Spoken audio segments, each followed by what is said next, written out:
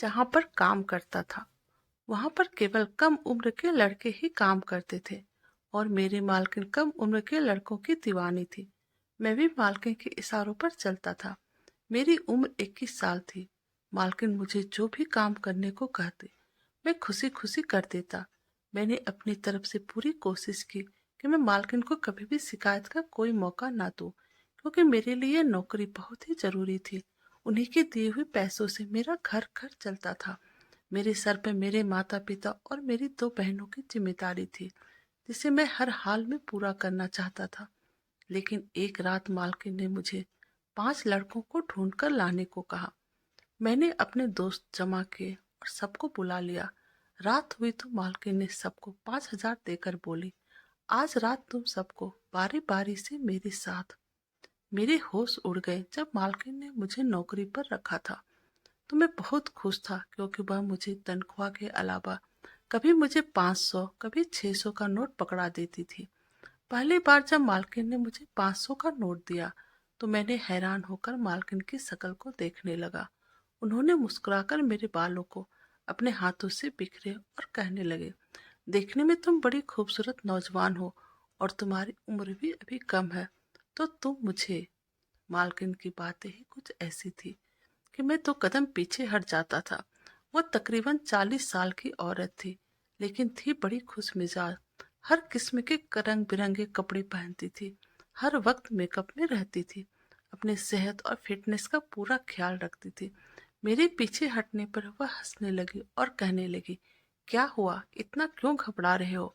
और यह कहकर मेरे कंधे को थपकी देने लगी और फिर कहने लगी, और पैसे चाहिए तो बता देना, शर्माना मत। फिर उन्होंने एक आंखें मारकर मुझे इशारा किया तो मैं उन्हें देखता ही रह गया और फिर यह कहकर वह मुस्कुराते हुए वहां से चली गई। मैं उन्हें जाते हुए देख रहा था। बड़ी अजीब औरत थी। उनके पति काफी उम्र के थे, लेकिन थे बेहद अमीर। 80 साल की उम्र में भी वह आदमी अपना पूरा कारोबार अकेले ही संभालता था। बाहर मुल्क में भी जाता था। उन दोनों की कोई औलाद ना थी। मालकिन अपना ज्यादातर वक्त शॉपिंग में और दूसरी एक्टिविटी में गुजारती थी, जैसे कभी किसी पार्टी में चली गई, कभी दोस्तों के साथ कहीं पिकनिक का प्रोग्राम बना लिया। ज्यादातर घूमने फिरने में अपना वक्त गुजारती थी। कभी घर पर होती तो नौकर के साथ हंसी मजाक करते रहती। मैं एक 21 साल का नौजवान था, लेकिन मेरा ताल्लुक गरीब घराना से था। गरीबी के बावजूद मैंने 12वीं तक की पढ़ाई हासिल की थी, लेकिन मुझे नौकरी कहीं भी ना मिली। तो फिर मैंने मालकिन के घर नौकरी कर ली। यहाँ पर तनख्वाह बहुत अच्छी मिल रही थी और काम भी बहुत ज्यादा ना था। वैसे तो सब कुछ ठीक ठाक था, लेकिन यह बात मुझे अपनी मालकिन की बड़ी अजीब लगती थी। वह यह थी कि उनके घर में सारे नौकर आदमी थे और मालकिन मर्दों से ही सारा काम करवाती थी। बावर्ची भी एक मर्द था, घर की सफाई के लिए भी एक मर्द था और घर के छोटे मोटे कामों के लिए भी मर्द था। मेरा बस एक काम था कि मैं मालकिन के साथ हर वक्त रहता था। वह जहाँ भी चाहते मुझे अपने साथ लेकर जाते। मुझे ड्राइविंग भी आती थी, इसलिए गाड़ी भी मैं चलाता था। मेरी मजे यह थी कि वह जहाँ भी जाती, जैसी भी पार्टी में जाती, मुझे अपने साथ टेबल पर बिठाकर खिलाती पिलाती थी और फिर मुझे अलग से पैसे भी देती थी। इसलिए मैं इसके काम भाग भाग के करता था। वैसे तो मेरा नाम कबीर था, लेकिन मालकिन मुझे कवि कहकर पुकारती थी। मैं भी बड़ी खुशी खुशी मालकिन के साथ काम करता था। कभी कभी मैं खुद ही मालकिन से कहा करता था, मालकिन जरा पान और बीड़ी के पैसे तो देना। वह खुशी खुशी मुझे पैसे पकड़ा देती थी। एक दिन मैं मालकिन के साथ रेस्टोरेंट में बैठा था। वह अपने दोस्त का इंतजार कर रही थी, जिसके साथ उन्होंने कब से प्लानिंग की थी। लेकिन मालकिन के दोस्त ने कहा कि वह किसी जरूरी काम में फंस गई है, इसीलिए वह नहीं आ सकती। मालकिन यह सुनकर गुस्सा हो गई। फिर कहने लगी कि चलो कभी आज मैं तुमसे बातें करती हूँ। वह मुझे मेरे बारे में पूछने लगी। हम बातों के दौरान ही न जाने उन्हें क्या हुआ कि लगातार मेरे चेहरे को बड़ी गौर से देखने लगी। फिर कहने लगी, जाकर 2 सिगरेट ले आओ। यह सुनकर मुझे हैरत हुई, क्योंकि आज से पहले तो उन्होंने कभी मुझसे सिगरेट और ऐसी फरमाइश नहीं की थी। मैं सिगरेट ले आया और मालकिन को दिया। एक सिगरेट उन्होंने मुझे दिया क्योंकि मैं खुद भी सिगरेट का शौकीन था। दिन में 2-4 सिगरेट पी लिया करता था, इसलिए मैंने उनके हाथों से ले ली। हैरत का झटका मुझे उस वक्त लगा जब मालकिन ने भी अपने मुंह में सिगरेट ली और लाइटर से जलाया, तो मैं हैरान रह गया था।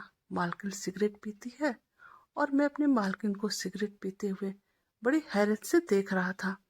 इसे देखकर यह नहीं लग रहा था कि इन्होंने पहली बार सिगरेट पी है। वह किसी शौकीन सिगरेट पीने वालों की तरह सिगरेट पी रही थी, लेकिन ना जाने क्यों सिगरेट पीते पीते वह किसी गहरी सोच में जा चुकी थी। मैं अपनी मालकिन की तरफ देख रहा था।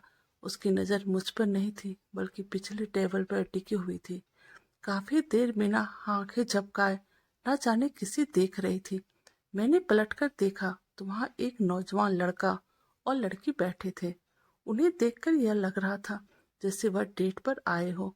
वह लड़की उसे अपने घर रिश्ता लाने के लिए फोर्स कर रही थी, लेकिन वह लड़का लगातार बहाना कर रहा था, अपनी गरीबी का रोना रो रहा था। मैंने गौर किया तो मालकिन की नजरें सिर्फ नौजवान की तरफ था। वह उसे देखे जा रही थी और ठंडी आहें भर रही थी। अपने मुंह से सिगरेट के धुएं के गुब्बारे भी उड़ा रही थी।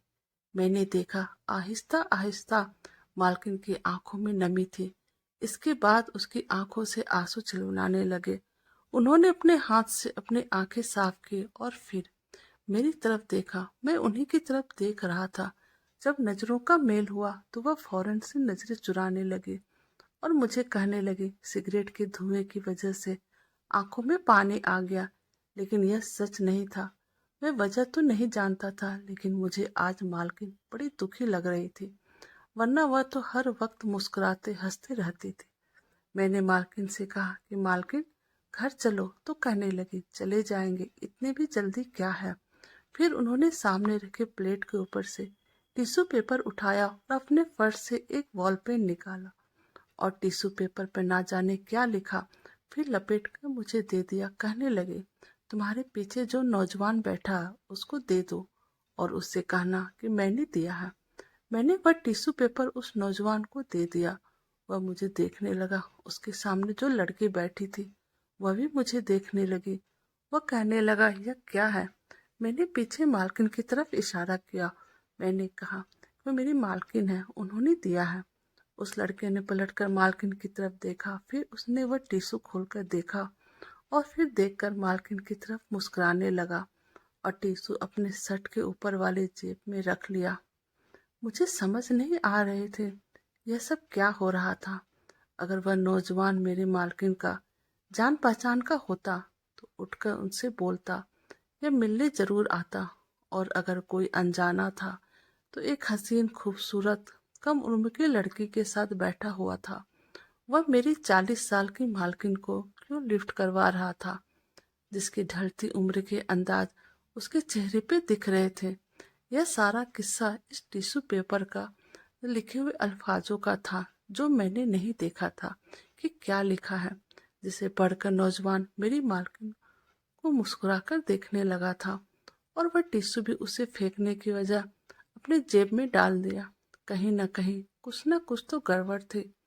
बहरहाल मालकिन मुझसे कहने लगी कि चलो मेरा काम हो गया। मैं हैरान था, उनका कौन सा काम हो गया है। मालकिन खड़ी हो गई। अब हम वापस घर आ गए। घर आकर मैं अपने क्वार्टर में जा लेटा तो मेरी आंखों के सामने वही रेस्टोरेंट वाला मंजर आने लगा। बार बार उस नौजवान का चेहरा मेरी आंखों के सामने आने लगा। मैं भी नींद में गया भी नहीं था कि जब मुझे ऐसा लगा कि जैसे बाहर लॉन में गाड़ी स्टार्ट होने की आवाज आई। पार्किंग एरिया से जैसे गाड़ी स्टार्ट हुई, मैंने घड़ी की तरफ नजर किया तो रात के 2 बज रहे थे। उस वक्त कौन था जो बाहर जा रहा था। मुझे नींद तो वैसे भी नहीं आ रही थी, इसलिए उठ गया, अपने क्वार्टर का दरवाजा खोला और चलता हुआ लॉन की तरफ आने लगा। जब मैं लॉन में पहुंचा तो मैंने देखा कि बड़ी तेजी से गाड़ी मेन गेट से बाहर निकली थी। गाड़ी में मेरी मालकिन बैठी थी और उस वक्त खुले बालों के साथ और फुल मेकअप में वह अपनी उम्र से काफी कम लग रही थी। मुझे हैरत हो रही थी कि वह इस वक्त कहाँ जा रही है। जैसे ही चौकीदार ने दरवाजा बंद किया, मैं चौकीदार के पास आ गया। मैंने कहा कि मालकिन इस वक्त कहाँ जा रही है। मेरी बात सुनकर उसने मुझे गुस्से वाली नजरों से देखा। कहने लगा, तुम्हें क्या? तुम कौन होते हो यह सवाल करने वाले? यह सवाल तो कभी मालिक ने मालकिन से नहीं किया। वह रात को इस वक्त कहाँ जाती है? मालकिन ने कभी किसी को इजाजत नहीं दी कि वह उसके साथ उनके मामले में दखल दे। तुम होते कौन हो? चौकीदार की बातें सुनकर मैं वापस अपने क्वार्टर में आकर सोचने लगा कि इसका मतलब कि मालकिन पहले से ही इस वक्त बाहर जाती है। मालिक भी नहीं मना करते, लेकिन इस वक्त जाती कहाँ है? वह भी इतना तैयार होकर। सुबह 5 बजे करीब गेट पर खड़ी हॉर्न की आवाज सुनाई दी। वह मालकिन की गाड़ी का हॉर्न था। जब मालकिन वापस आई थी, सुबह के 5 बज रहे थे। जब मैं घर के अंदर दाखिल हुआ ताकि आज का काम मालकिन से पूछूं, मगर वह नौकर कहने लगा कि मालकिन सो रही है, तुम अपने क्वार्टर में जाओ। जब मालकिन उठेगी और तुम्हें पूछेगी तो हम बुला लेंगे। मालिक विदेश में थे और अगर वह घर पर होते भी तो मालिक का कमरा अलग था और मालकिन का अलग। शुरू में तो मुझे यह बात बड़ी अजीब लगी थी। मालिक और मालकिन एक कमरे में क्यों नहीं रहते? फिर मैंने यह नोट किया कि मालिक ज्यादातर विदेश में ही रहते हैं, बहुत कम यहाँ रहते हैं। जब भी आते तो मालकिन का मूड खराब होता था। मैंने कभी भी उन्हें मालिक के साथ बैठकर हंसते हुए बातें करते हुए नहीं देखा था। अगले दिन जब मैं अपने मालकिन के साथ बाहर था तो मालकिन मुझे उसी रेस्टोरेंट में ले गई जहां उस नौजवान से मुलाकात हुई थी। इस बार जो कुछ मैंने देखा, मेरी आंखें फटी की फटी रह गई। जैसे ही मालकिन रेस्टोरेंट में दाखिल हुई, वह नौजवान एक टेबल पर बैठा घड़ी पर वक्त देख रहा था। जैसे ही मालकिन और मैं रेस्टोरेंट में दाखिल हुए और नौजवान की नजर मालकिन पर पड़ी, वह फौरन से खड़ा हो गया, मुस्कुराने लगा जैसे उन्हीं का इंतजार हो। मालकिन भी उसे देखकर मुस्कुराई। मुझसे कहने लगे, आज तुम बाहर जाकर गाड़ी में बैठ जाओ, मैं खुद ही खाना खाकर बाहर आ जाऊंगी। यह सुनकर मुझे हैरत हुई थी, क्योंकि वह अगर अपने दोस्त से मिलने आती थी तो वह मुझे साथ ही बैठाकर खाना खिलाती, कभी मुझे यूं बाहर नहीं भेजती थी। मैंने कहा, जी मैडम। जैसे ही मैं रेस्टोरेंट से बाहर जाने के लिए पलटा, मेरी मालकिन ने मुझे पुकारा और फिर मुझे 1000 का नोट दिया और कहने लगी, बाहर जाकर खाना खा लेना। इस पर उनका अंदाज बड़ा गुस्से वाला था और अजीब सा भी था। यह कहकर वह उस नौजवान के पास गई, उससे हाथ मिलाया और फिर कुर्सी पर उसके सामने बैठ गई। दोनों ही मुस्कुराते हुए एक दूसरे से बातें करने लगे। मैं एक नौकर था, इसलिए बाहर आ गया। बाहर आकर मैं गाड़ी में बैठ गया, लेकिन मेरी भूख बिल्कुल मर चुकी थी। मैं अभी भी अपने मालकिन के रवैयों को समझ नहीं पा रही थी कि किस किस्म की औरत थी। हमेशा नौजवान लड़कों की तरफ आकर्षित रहती थी। न जाने उस टिश्यू पेपर में उन्होंने क्या लिखा था। वह नौजवान उनसे यूं मिल रहा था और उसकी खातिर उसने अपनी गर्लफ्रेंड को भी छोड़ दिया था, जो कि मालकिन के मुकाबले में तो कई ज्यादा खूबसूरत थी, जवान थी। शायद नौजवान ने मालकिन की बस दौलत को देखा था, जो कि मालकिन के पास बहुत था। 3 घंटे बाद मालकिन वापस आई तो बड़ी ही खुश थी। मुझसे पूछने लगी, तुमने खाना खाया? मैंने कहा, जी खा लिया। मैंने बड़ी खामोशी से गाड़ी चलाई थी।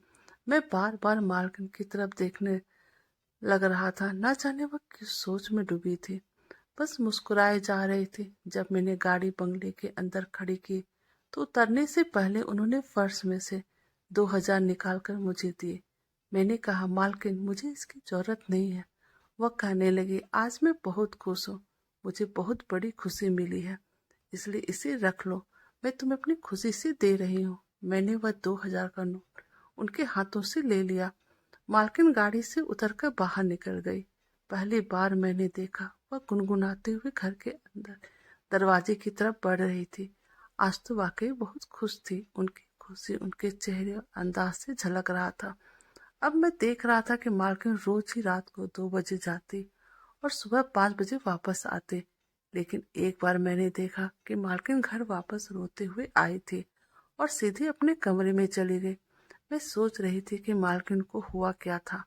मगर मुझे वजह समझ नहीं आ रहा था। अगले दिन जब मैं काम के लिए हॉल में गया तो मालकिन सोफे पर बैठी टीवी देख रही थी, लेकिन उनका दिमाग कहीं और था। बार बार उनके आंखों से आंसू बह रहे थे। काफी महीनों से उनके साथ रहता था, इसलिए मुझे उनसे कुछ लगाव हो गया था। मैंने कहा, मालकिन आपको क्या हुआ है, मुझे बताइए। मेरी बात सुनकर कहने लगी, उसने मेरे साथ अच्छा नहीं किया। यह कहकर वह फूट फूट कर रोने लगी। मैं समझ गया था उस लड़के ने इनके साथ बेवफाई की है। मैंने कहा, मालकिन पति से ज्यादा बेहतर कोई नहीं होता। मेरी बात पर वह रोते हुए मुस्कुराने लगी, कहने लगी, जिस औरत को पति ना चाहता हो वह क्या करे। फिर कहने लगी, मुझे रात तक 5 लड़के चाहिए। अगर तुम मुझे ला दो तो मैं तुम्हें मालामाल कर दूंगी। यह सुनकर मैं उन्हें हैरत से देखने लगा। वह यह कहते हुए भी आंसू बहा रही थी। कहने लगी, इनकार मत करना, मुझे 5 नौजवान लड़के चाहिए, हर कीमत पर। आज रात ही मालकिन अच्छे पैसे देने को कह रही थी, और मेरे मोहल्ले में ऐसे नौजवान थे जो यह चाहते थे कि उन्हें भी ऐसा ही कोई काम मिल जाए जिससे उनके अच्छे पैसे मिल सके। मैंने लड़कों से कहा तो वह सब तैयार हो गए। मैं 5 लड़कों को लाया और मालकिन के पास ले आया। मालकिन ने लड़कों को देखा तो उन्हें अच्छे कपड़े दिए और कहा कि पहनकर तैयार हो जाओ। वह पहनकर तैयार हो गए थे। मैं भी तैयार हो गया। फिर वह हम सबके साथ इस रेस्टोरेंट पर पहुंच गए। वह नौजवान वहां पर एक टेबल पर बैठे था। मालकिन को हम सबको साथ देखकर नजर पलटना भूल गया था। न जाने क्यों, मगर वह नौजवान गुस्से में था और फिर मालकिन के पास आकर कहने लगा, मुझे आपसे यह उम्मीद हरगिज ना थी। मालकिन कहने लगी, जब तुम मुझसे अपना रिश्ता नहीं रखना चाहते हो तो तुम्हें क्या मतलब मैं क्या करती हूँ। यह सुनना था कि उस नौजवान का चेहरा गुस्से से लाल होने लगा और कहने लगा, जो रिश्ता मेरे आपसे है वह मेरे मना करने से खत्म नहीं हो सकता। उसने तमाम लड़कों से कहा, यहाँ से चले जाओ, खबरदार जो दोबारा इस औरत के साथ नजर भी आए। वह सब लड़के मुझे घूर कर देखने लगे। मैं खुद भी नहीं समझ पा रहा था। मैंने कहा, भाई तुम कौन होते हो ये सब कहने वाले। मालकिन को तो कोई ऐतराज नहीं है, पर वह नौजवान कहने लगा, मैं इनका बेटा हूँ और मैं अपनी माँ के पास किसी भी शख्स को बर्दाश्त नहीं कर सकता।